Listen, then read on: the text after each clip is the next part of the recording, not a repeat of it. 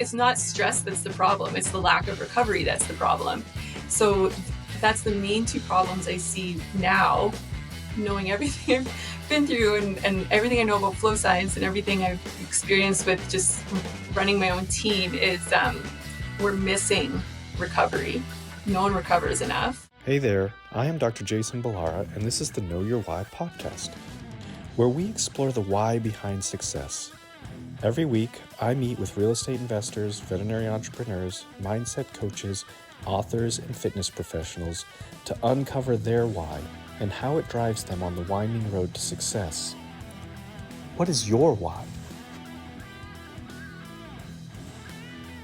Hi everyone, I'm Jason Balara, and this is the Know Your Why podcast. Today I'm here with Dr. Stephanie van Dyne-Snell. I knew I was going to mess that up, I'm sorry. She's the CEO and co-owner of a thriving full-service veterinary clinic in Canada, as well as the founder of Flow with Steph, a neuroscience-based performance coaching and consulting business. So I think I told you this will be a little sort of outside the norm of some of what we talk about on this podcast, which usually ends up being the most fun for me. So thank you so much for coming on the show. I'm super excited to talk again and kind of dive into this, but thank you for being here. Yeah, thanks for having me. Yeah.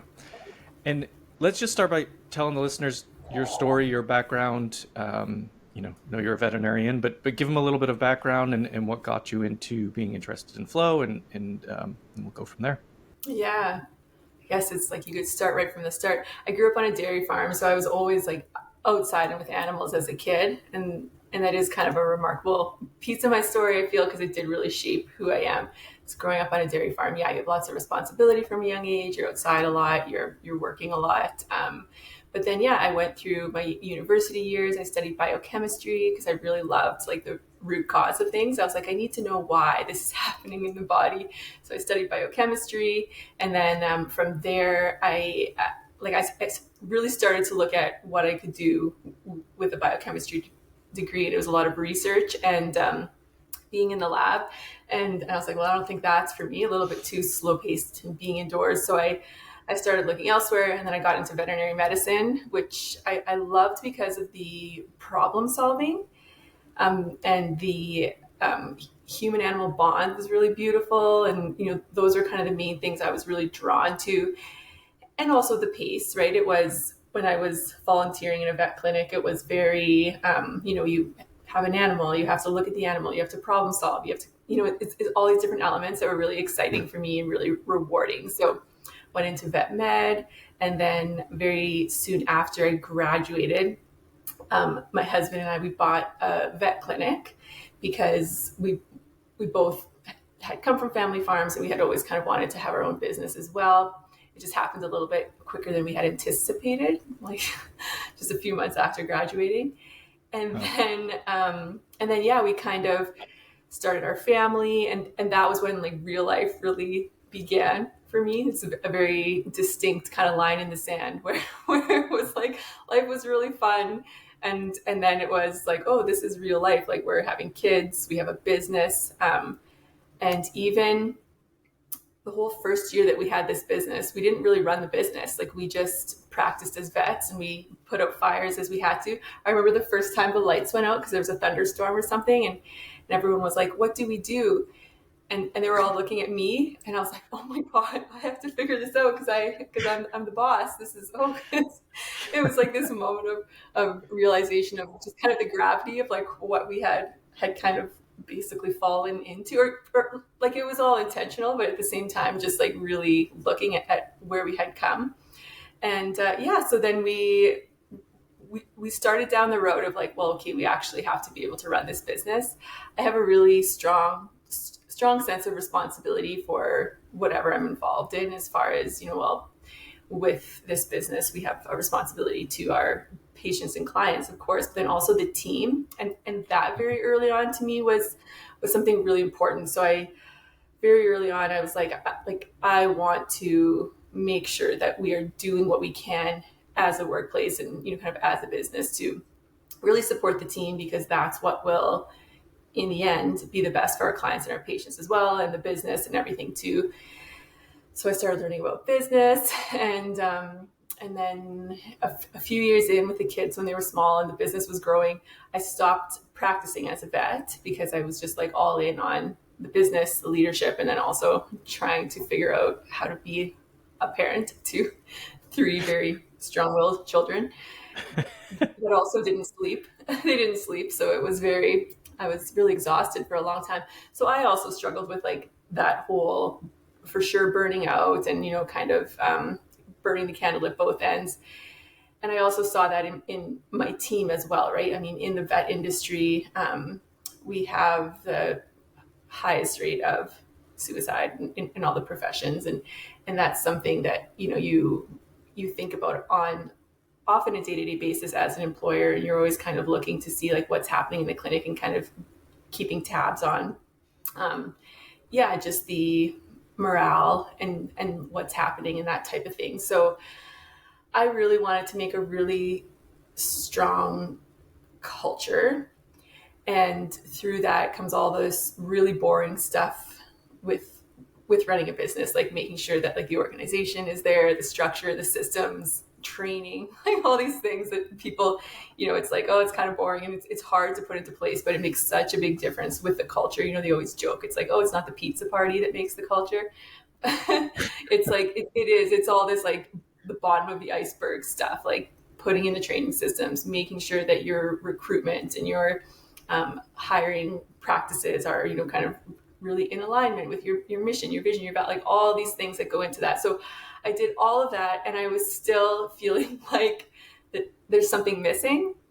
And then that's kind of when I started to get into the flow science stuff. So I took a coaching certification through the Flow Research Collective, which is a neuroscience-based research organization to really study flow states and peak performance. So once I started learning about that, I was like, this is the missing piece. And I think it's not exclusive to vet med, right? The whole world is kind of burnt out, right? You hear that all the time. It's like one of the most searched things is like how to recover from burnout and all of these things. So I got really excited with the flow science because it's not about just dropping back and doing nothing or doing less. It's all about like the science behind these like lives well lived. And we really do need to be performing and actually challenging ourselves, but it has to be aligned with our purpose, and we have to also take the time to recover. So that's kind of how I fell into it and how I got into it. But that was kind of my desire to kind of look for this root cause of like, well, how can we live our best lives?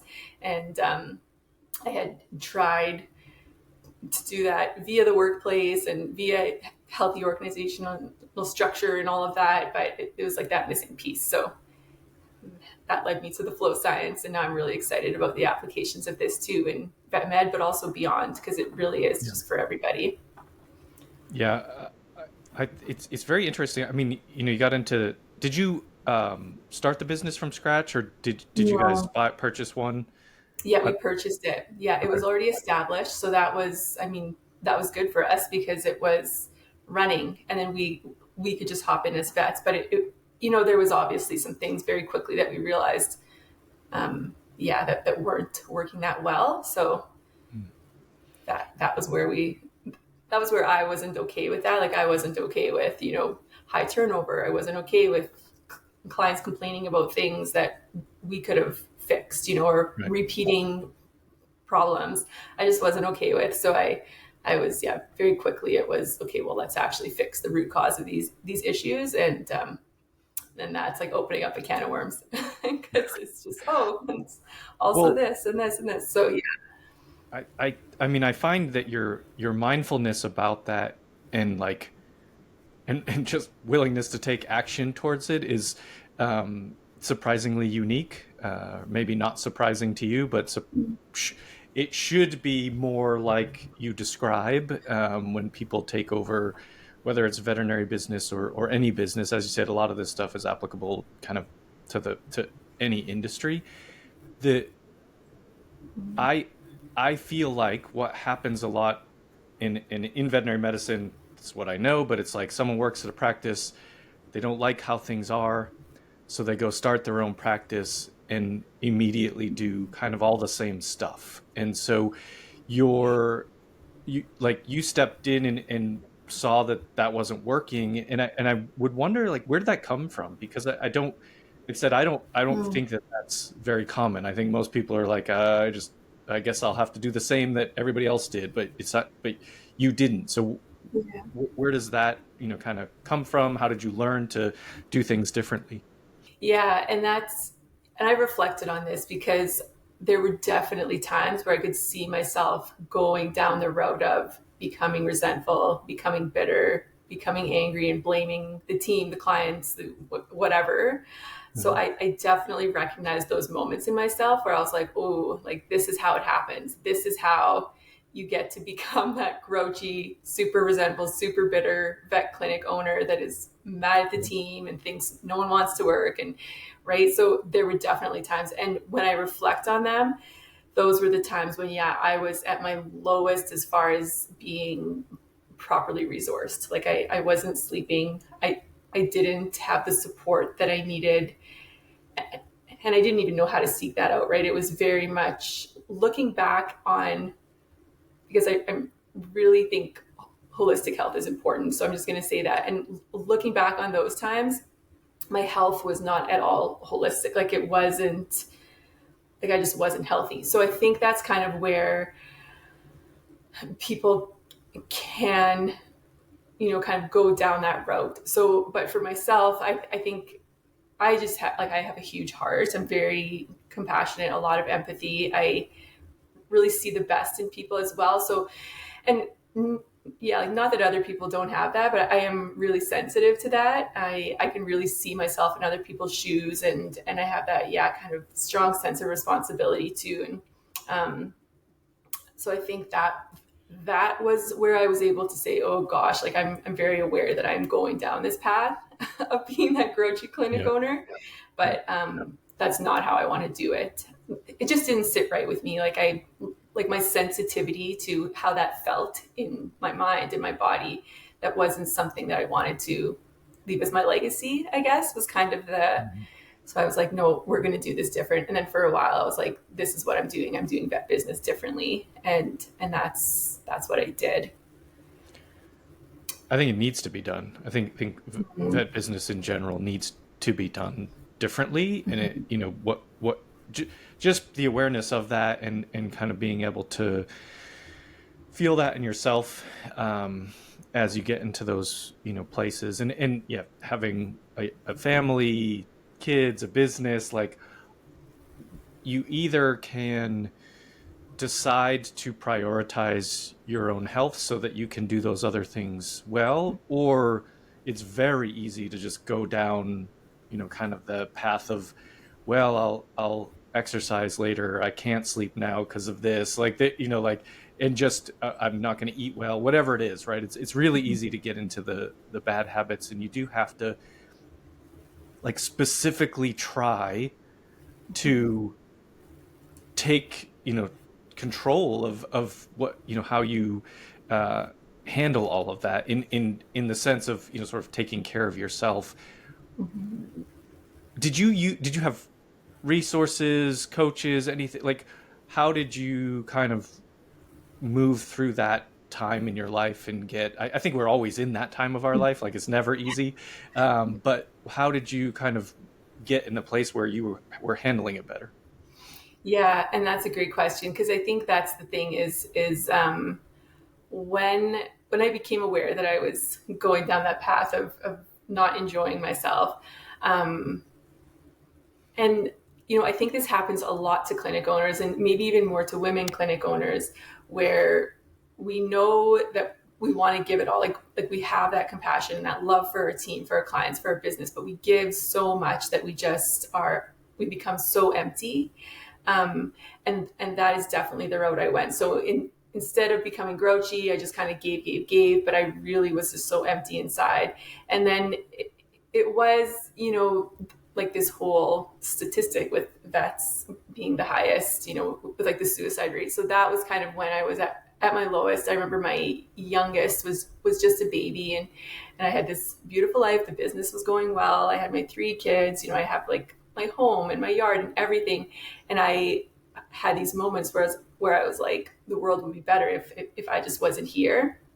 And that's what can happen to you when you let yourself get that empty. And I remember having this moment of like, this isn't me. Like how did this even happen?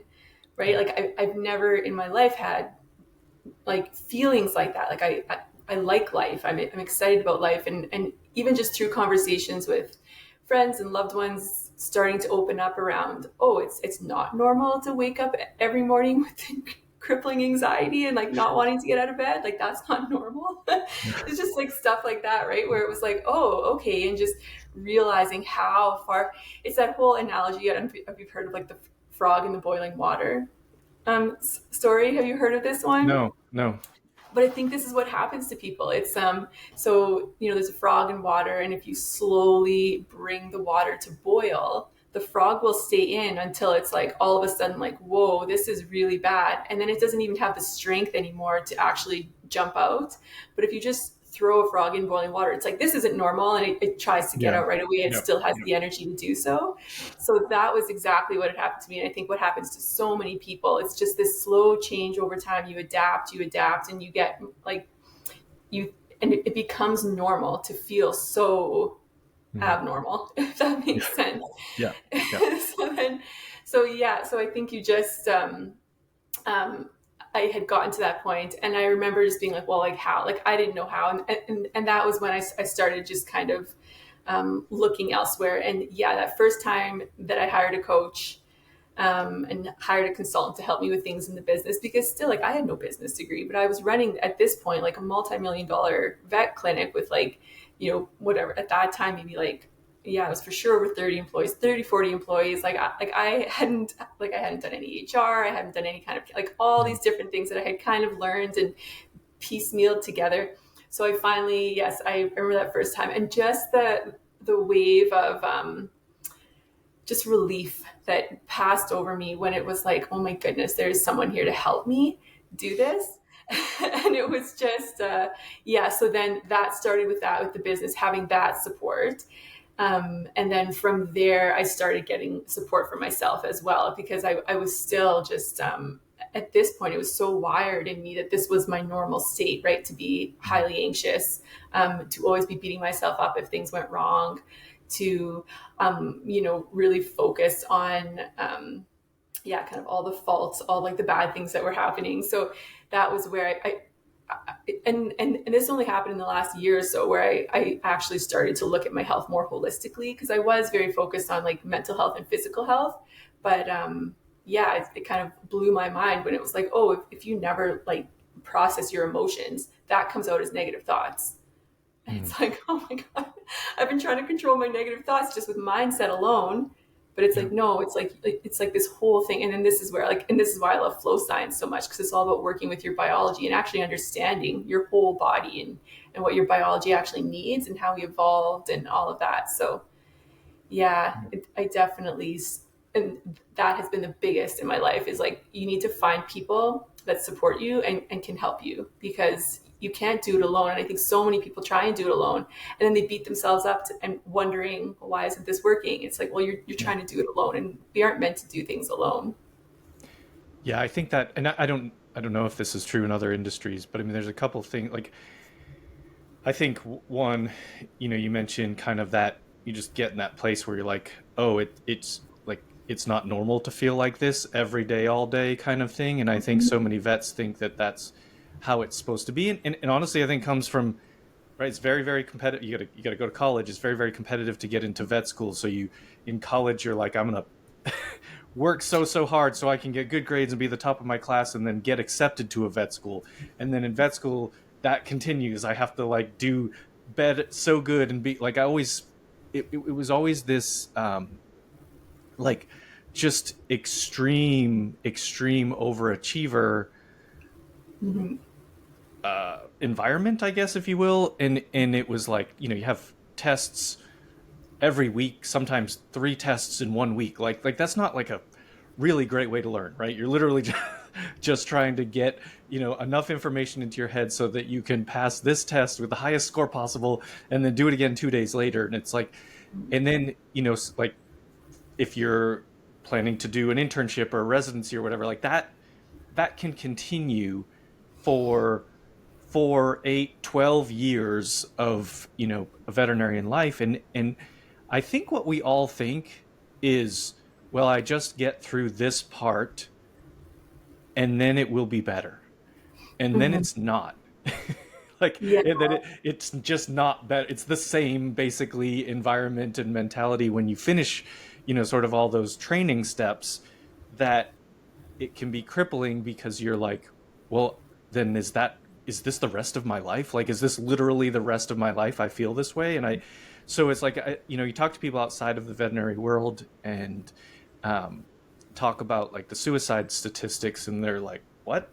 That sounds impossible. My vet's such a wonderful, kind, giving human, and they love dogs and cats and horses. Like, it is just like, but you kind of painted that picture of exactly why that's not enough. Like, you're just giving to Mhm. everyone else, your team, your clients, like anyone but yourself. And so, like, yeah, outwardly it looks like a bunch of really happy go lucky people that live this dream life playing with animals, and it's like, in reality, it's not that at all. And I think, so your description of how you felt through that time is such an accurate and probably like very common way for people to feel. So I think Mhm. hopefully people listen and hear and understand, like, they're not alone. And then do what you did, like, get the help, get a coach, connect with people who are talking about it like yourself, and like have been through it and can like help from a position of empathy and understanding, and like, these are the actual steps you have to take care of yourself. Like, this is really Yes. important stuff. It's so true. And then there's a couple things that pop out to me. So it's funny because high achieving is one of the only basically addictions that is everyone cheers you on. Right. Yeah. And then if you start to pull back, then people are like, well, what's wrong with you? Like why, like, what is wrong with you that you aren't able to produce like you used to produce? And it's like you're pulling back from this addiction of overachieving for maybe everyone else. And that's one of the only addictions that is like, and it can Yeah. be an addiction, but it can also be a strength. And I think the key component there, which is like kind of the second piece, is well, who am I doing this for? And I think a lot of us lose sight of that in vet med or otherwise, as far as like, who am I writing these 3 tests a week for? Like, why am I even doing this? And you kind of lose sight of that, why you started or wanted to be a vet in the first place. And it's so important to reflect on that over and over again to kind of get your mentality in the right place to feel that intrinsic motivation. Because when it's coming from like a place of that intrinsic motivation, that stress is actually really helpful Hmm. in your overall health and kind of getting you where you want to go. And I think too, what happens to a lot of vets is, yeah, like you said, you go through so many years of school and it's like, okay, these are the things in front of me, here's the challenge, I've overcome it, I've overcome it. And then you get out in practice and it's like, yeah, okay, like I'm here, I've arrived, I've done it. But human beings still need a challenge. And there's that coupled with no one recovers enough. Yeah. Like, it's not stress that's the problem, it's the lack of recovery that's the problem. So that's the main 2 problems I see now, knowing everything I've been through and everything I know about flow science and everything I've experienced with just running my own team is we're missing recovery. No one recovers enough. Hmm. No one gives themselves enough time to actually rest and actually integrate what they've been through during the day and what they've learned. And then people lose sight of their purpose. And there's no obvious, they're losing sight of their purpose and not attaching like clear mini challenges and goals towards that purpose. And Yeah. that is something that we biologically need to feel motivated, and that intrinsic motivation, and have that sense of purpose and meaning in life, which we know is important. So it's those 2 things I find, and I think that's been like a huge part of, yeah, kind of the downfall of the vets once they're graduated. So Mhm. yeah, the ones that do love their careers, like like I would bet they have incorporated some of those things back in, and they have that sense of purpose that they're reflecting on routinely, and it is intrinsic. It's not from external sources and that type of thing. But we totally lose sight of that through all that high achieving that we do. Yeah. that is often, it's rewarded externally. So then it becomes kind of this, okay, well, they're saying I'm doing well, so I have to keep doing it without that continuous reflection. And that comes through your connection with yourself, which is all part of holistic health, right? Like that spiritual piece of whether you're connected to yourself and others and looking at it at that base level. Yeah. It's a really hard cycle to break. Like it's a really hard, we can sit here and talk about it as people who have maybe broken that cycle, I guess, like to some extent anyway. But it is a really hard cycle to break. And so I understand. And I think that's maybe the other, I would say, real driving piece that I've noticed is that I'm not 100% sure. I'd be curious what you think, like where this comes from. I'm not 100% sure. I have theories, but like vets think they need to know everything, be able to do everything themselves, like in all facets. Like I know this is sort of a simplistic theory, but it's like we're supposed to kind of know everything about every species, and it's like I feel very free by being able to be a surgeon, but like knowing that I am good at one specific thing. Like, don't ask me about vaccines for your pets. I don't know it for my own pets. Like, I don't do that stuff. And so being able to be like, have one specific area of expertise, I actually think can be sort of freeing in the sense, but it's like, you mentioned it, when you talked about, kind of, you have to run a business and all of that. And then when you got help, it was a big sense of relief. And it's like, same thing. Like I've had coaches and mentors, like in all facets. And it's like so helpful to have that person as like, even just a sounding board, but also to give you actionable steps. And it's like, I talk to, in our real estate business, I talk to people about investing and things like that. And it's like, okay, and they think that they have to learn everything there is, if they're going to own, if they're going to invest in real estate, they have to do it all themselves. I have to buy this piece of property and it's like, you just have to understand how to connect with the people that have the like vision that you have, like a shared vision for where you want to get. And it's like, if people are listening to this, they resonate with what you're talking about. And I definitely want to, go in more on and talk about flow, but like finding those people that you can connect with, like it's easier now than it's ever been, right? Like there's social media, like people are everywhere. Like you can find someone who has similar experiences to you and can help you with this stuff. So I would, that's one thing, like one cycle in veterinary medicine that like, I would just love to break this idea of you have to know everything yourself and do it's as simple as like, everybody comes out of vet school and they're supposed to know how to do a spay. Like that's like this rule that somehow is in the world. Like you should know how to do a spay. A spay is a surgery. It is not an easy surgery. Like, and it's like, I'm a surgeon and there are plenty of surgeries I do as a specialist that are easier than a spay. And yet every vet is expected to come out of vet school and know how to do spays and do them fast and through a tiny incision and like 5 of them a day.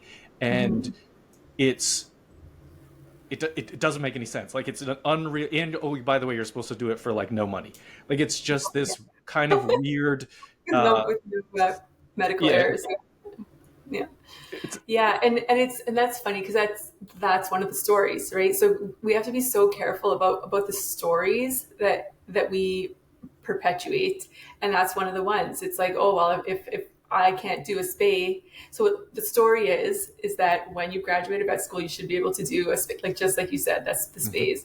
And then, so then like like as soon as there's a story around that and then we accept it to be true, then we start with, okay, then that becomes a belief. So it really, like I said, is like, as far as, I think about breaking cycles, it all comes down to like, what do you believe? And, we say things like, oh, I can't handle this. But what's the belief under that? The belief is, oh, I really should be able to handle this. Right. And then like, what's the actual like core belief under that? It's like, oh, there's like some kind of shame around not being able to do it all. And what's with that? It's like some kind of threat to my safety. If I can't do all of this, then that makes me not safe. I'm going to get kicked out of the tribe, right? Like if you look back, it's like how we evolved.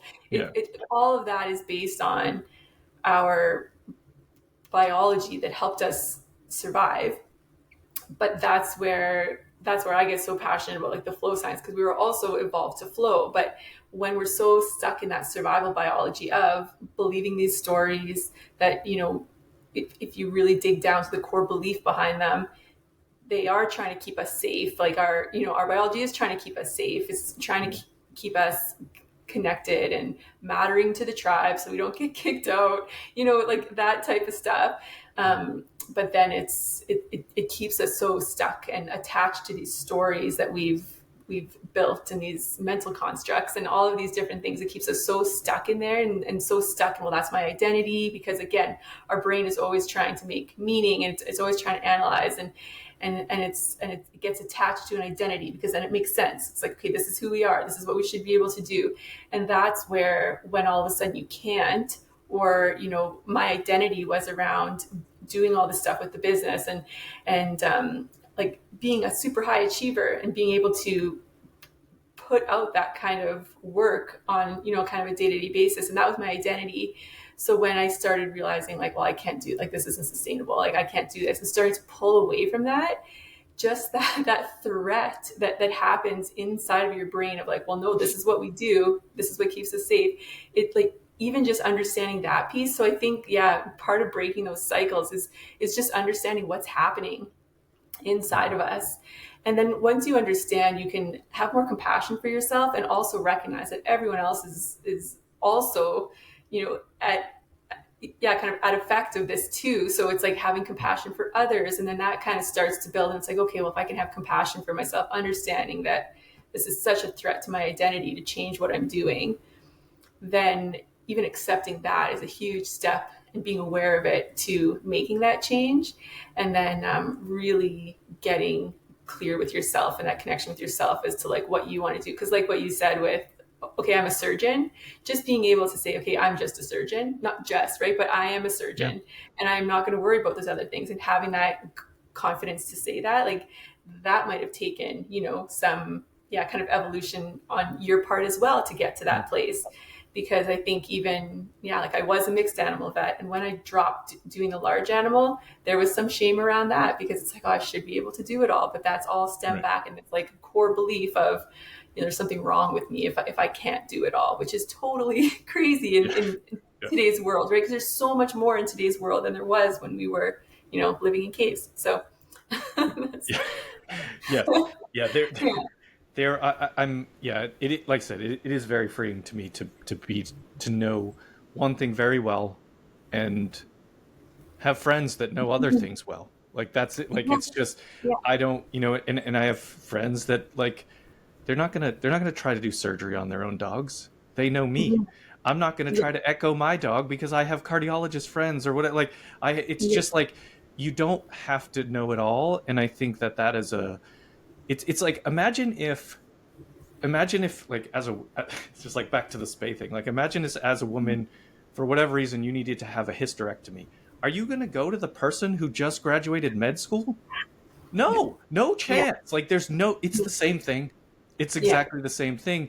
But like clients expect that your vet has, guess what? They're not learning it in school.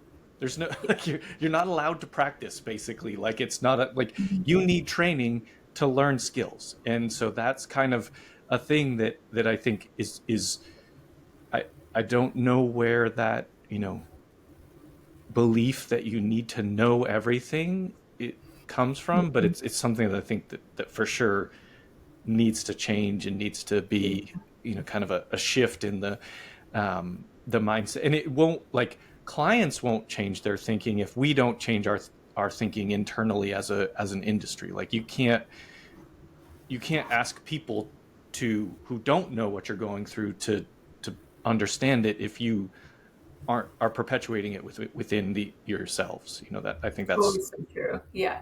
Yeah, it's all about the stories that you continue to say. And I think that's such a powerful thing you can do, is start to self-coach yourself and say, and just recognize, oh, I'm always like with this story, whatever it is. It could be anything. It could be, for me, for a long time, it was like, oh, this is all so hard.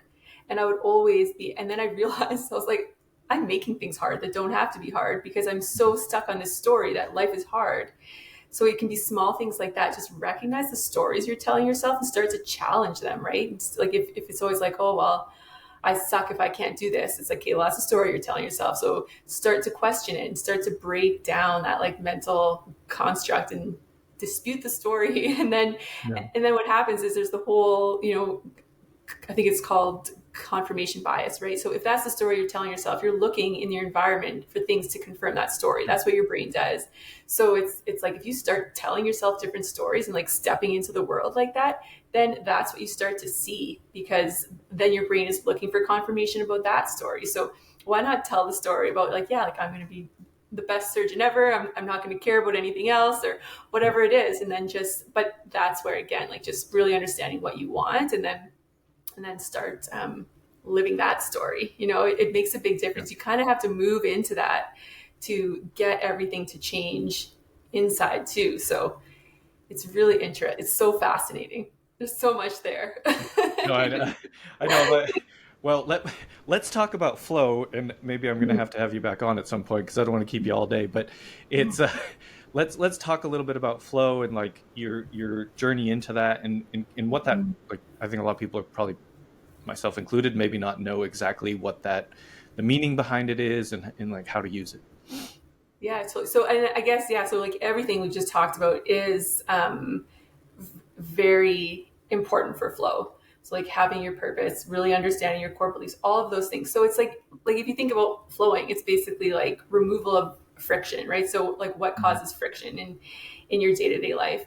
But flow science in particular is around flow states. So a flow state is an optimal state of consciousness where we perform our best and we also feel our best.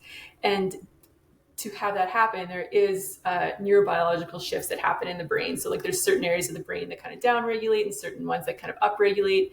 So the ones that kind of get quieter and kind of switch off, like we say, are the ones that make you feel like an imposter, are the ones that like make you super distracted and like looking all over the place for other things. But the ones that kind of upregulate are the ones that help you really focus, help you get really tapped into what you want. Like you're coming from like your heart more than like your mind, like your monkey mind, like they say. So it's really studying how can we intentionally and consistently access these flow states, because they've also studied what they call like a flow cycle, which is really interesting because I think this is just in itself so helpful to know. So the whole cycle starts with this struggle phase. So and that's when you're in the sympathetic, you're kind of starting a task, and it can be a little bit awkward at first. It doesn't really flow that well sometimes, but most people give up in that struggle phase. And then they keep struggling. They're struggling all day. They're letting themselves get distracted. So the key is to like remove distractions and then allow yourself to get into this flow state. But the whole idea with the flow state is you need to have a flow rich environment, and you need a certain regulated state, because again, from like a survival aspect, if you are not feeling safe and you're kind of stuck in survival, the brain is always scanning and it's going to be hard to focus. So that's kind of that's kind of the idea around it. It's like, how can we sustainably and consistently and intentionally access these flow states? And it's all about building this really flow rich environment within yourself, but also around you, that kind of allows this these rest periods, these rest and integration periods, and then you go hard, right? Like and hard, but like you go towards the goals that you intrinsically want for yourself. And then you have that right level of challenge where your brain is just interested but not too freaked out. And then you can like get into a flow state, but then you come out and you rest, you recover, you integrate, and then you can go back. And like they've studied this, and this is where they're like, if you can access flow states like this with enough rest and recovery, because you need the rest and recovery to be able to access a flow state again. Otherwise you can't. Well, you can, but it's much more difficult. Mm-hmm. And that's like a life well lived, because you have this sense of meaning and purpose. You've accomplished what you're here to accomplish, but you've also enjoyed it because it feels so good. Like you have all kinds of feel good neurochemicals that are released during flow states and that are released during that recovery period if you do it properly. But that's such a thing when kind of now that I understand all of this and looking at how people live their lives, people just live their lives and struggle. And then when they're recovering, they're not actually recovering. It's what we call like a passive recovery, where they're just scrolling on their phone, just zoning out.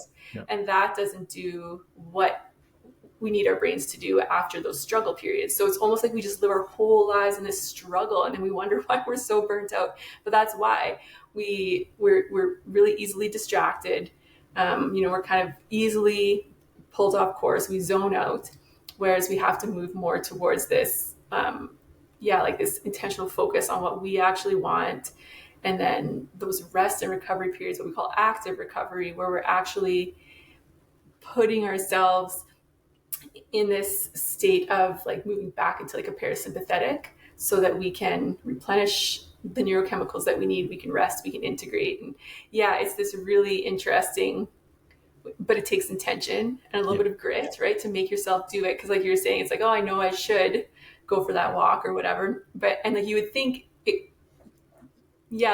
would happen naturally because it's good for you, but it doesn't. Yeah. It doesn't happen naturally. So it does, so that's kind of my hope, is to bring this knowledge. And then, like if you have the knowledge, it's much easier to make the changes too. I've always felt like if you understand why and like what's happening and why, and then how, then it's a lot easier. Because I think that's the thing right now, is a lot of people want to change. They recognize that they're not super happy where they are. They feel kind of stuck, but they just don't know what to do. Mm-hmm. They don't know how. They don't know where to turn, where to start. So, yeah. Yeah.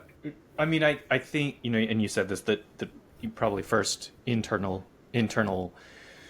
awareness, self-awareness of that you're just having these feelings in general. Like it's important to notice that and know you're not alone. Like all of us, virtually everyone in the veterinary community certainly has experienced it. Probably almost everybody in the world has experienced that sort of feeling at times.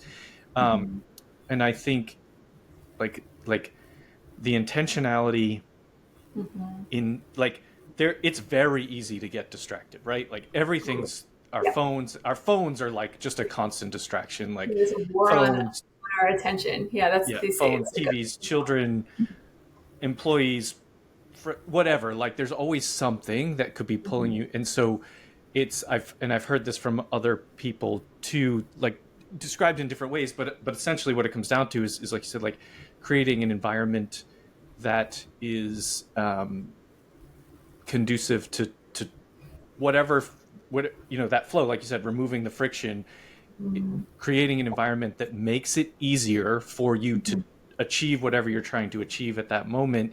And the rest and recovery is funny that this is a little bit of a silly story, but like last summer, my son, it was his first like summer off from school, basically. Like he had a transitional kindergarten and then had the summer off.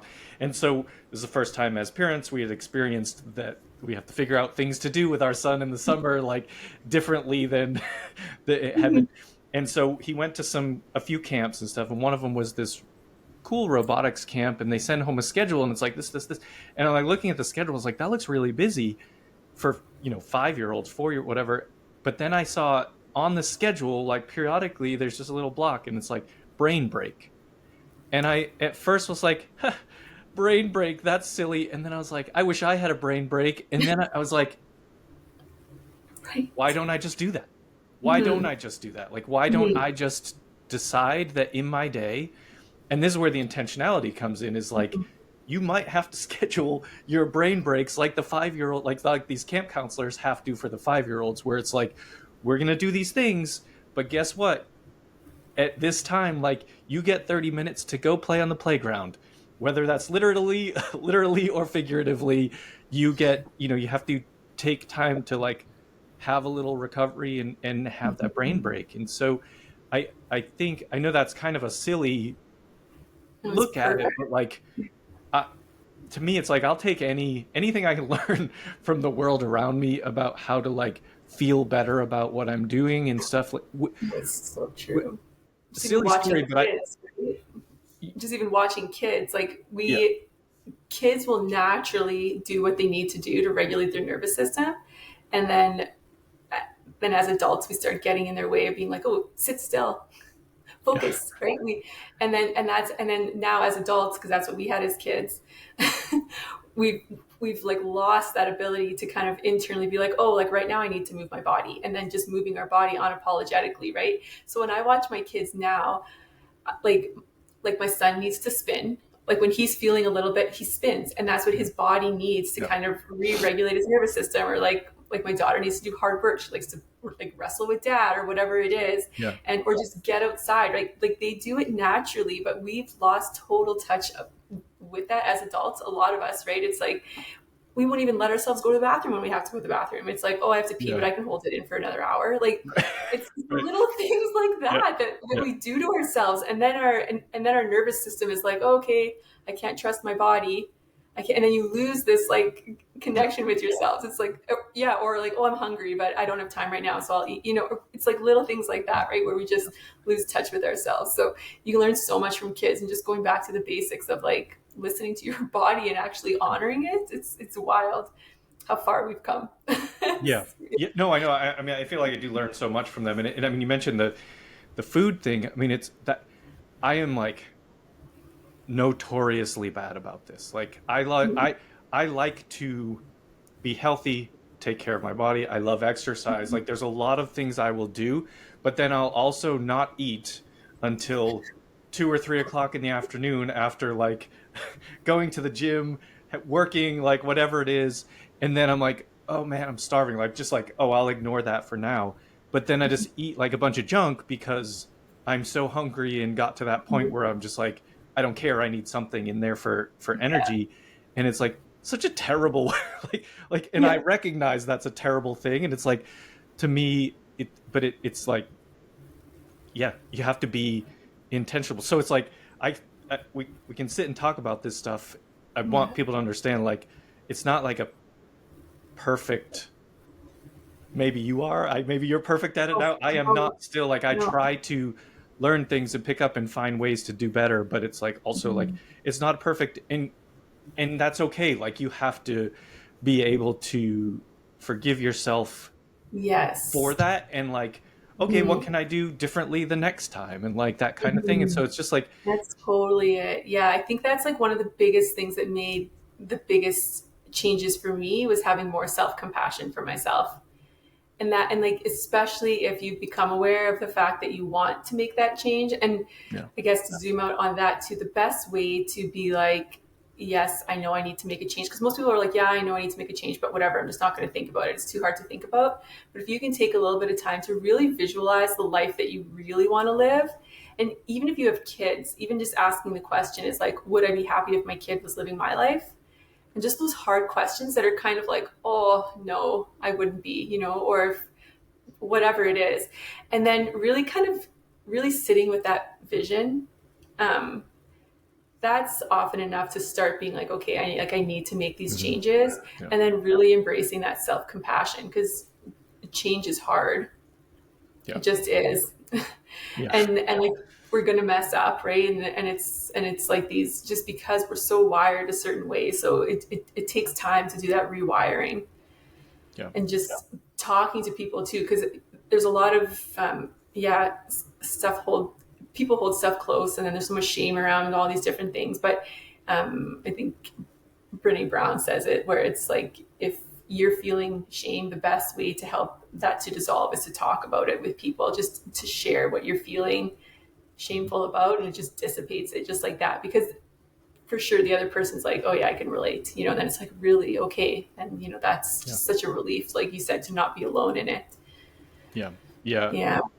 So true. And I think the thing about, I love what you said about, kind of would I want my kid's life to be like I want, like my life is right now. And it's like, I've heard this quote before, said, a couple different ways, but, people will say, like, lots of parents will say that they would die for their kids. Lots of parents say that they would kill for their kids, but like, will you actually live for your kids? Will you be that like example of what you want their future to be like, and I think it's like, that's a one that that lives in my brain, like, where I'm like, okay, this is not like, am I doing things that I don't want to be in my kids' future? Like, am I, can I make those, can I lead them by example, or show them what life should, and unfortunately in a lot of instances that means, for me, I don't want them to go into veterinary medicine,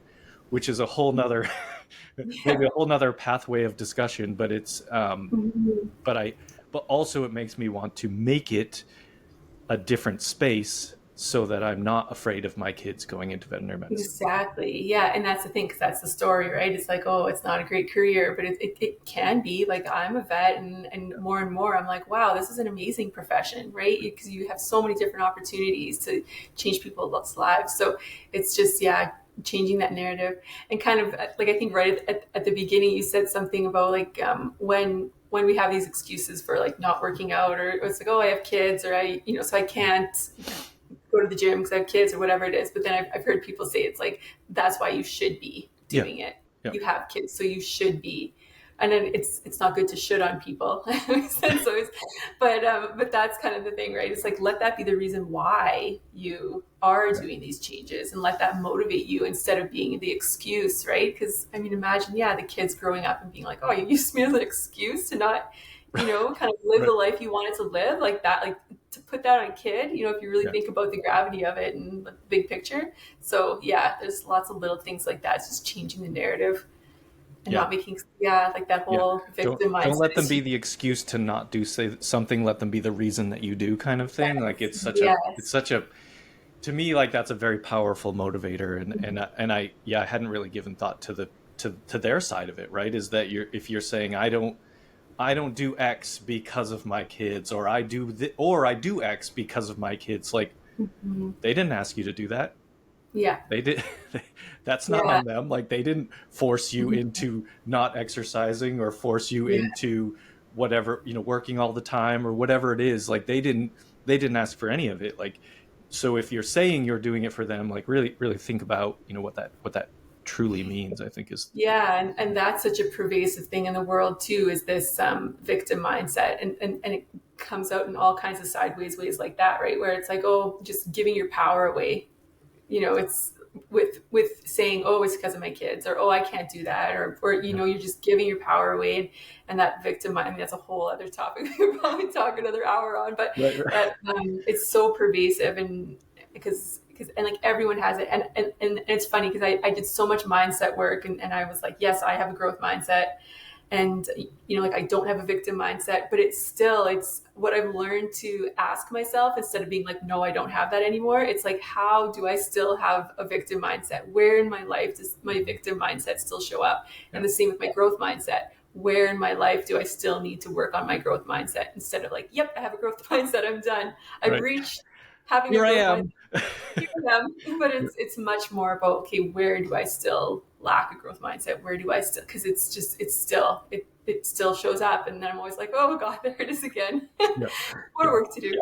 So for sure, always more work to do. And that's like, laughing about it, and it's all part of the journey. So so coming up on an hour, which is fine. Like, I love this conversation, but maybe I don't want to keep you all day. Maybe what we do is wrap it up here, and I have you back on again, because what I would also like to talk about, like, I think we've talked a lot about, I don't know, some of the theory behind it and stuff like that. I think it would be good to have like a whole nother discussion about like, tactically how do Oh, we totally. implement some of this, and like in the practice setting, like okay, flow sounds great, I'd love to have this, but my boss won't let me take brain breaks. Like I think it would be really valuable to people to talk about like how to actually implement in certain spaces in Mhm. life. And so let's maybe, if you're okay with it, we'll do that. Oh yeah. We'll do Yeah, that another sounds great. Yeah, episode totally. about that. So we'll wrap it up here.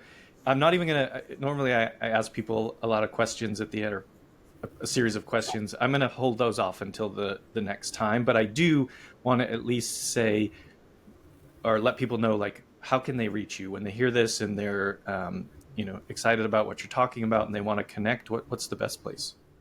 Yeah, like mostly just on Instagram. You can find everything there, like the link to my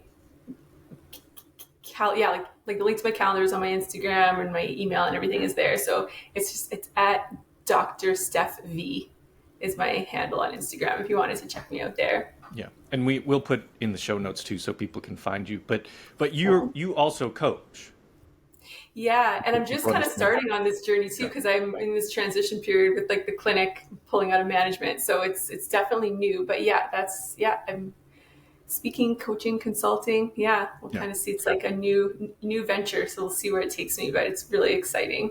Well, I want to make sure we made that clear. Like people know, sure, connect with you, but also like again, as we talked about, the value of coaching and mentorship cannot be sort of overstated. I mean, it's been a huge piece of my life, and I'm sure like if people think back, you maybe didn't call it this, but like we've all had mentors, coaches, role models in our lives, and like frankly, good and bad, and you can learn from both. Like you can learn from the people that you feel that didn't, weren't a good role model. Yeah.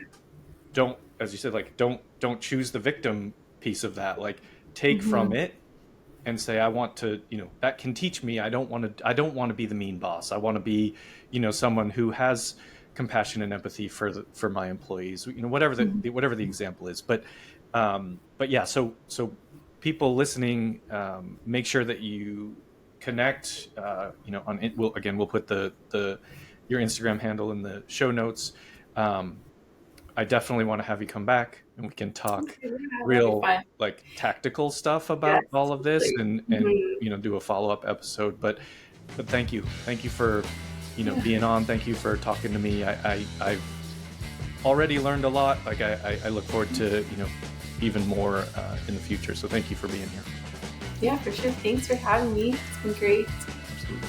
And folks listening, make sure you connect with Stephanie, and honestly, like this is really important stuff in the veterinary community or outside of. I mean, there's a lot of this that I'm sure is sort of across industries, and maybe it's specific to the medical field, but I suspect not. I'm sure there are similar challenges in all industries. So connect.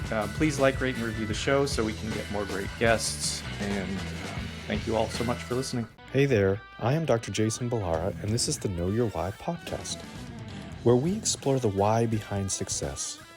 Every week, I meet with real estate investors, veterinary entrepreneurs, mindset coaches, authors, and fitness professionals to uncover their why and how it drives them on the winding road to success. What is your why?